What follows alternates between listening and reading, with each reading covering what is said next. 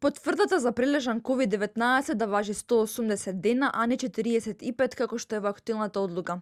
Ова е една од препораките на Комисијата за заразни болести.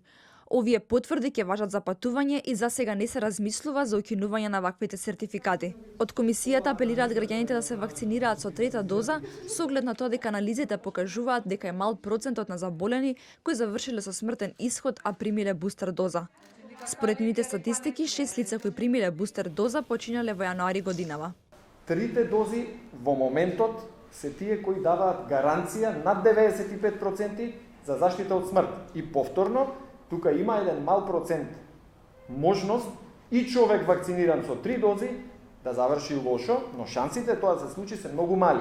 Од овие во нашата анализата на Институтот за јавно здравје, 6 купно луѓе, еден беше на возраст, ми се чини, од починатите зборувам 6, еден е на возраст 48 години со карцином, 5 од нив се со диабет, еден е со инфаркт прележан и тројца се, ми се чини, со обезност, што Една од препораките на Комисијата е упатствата за лекување на пациенти од COVID-19 да бидат објавени на веб страниците на Министерството за здравство и на Лекарската комора, како и да бидат испратени до сите матични лекари. Според Комисијата, препораката за носење заштитна маска во училиштата останува.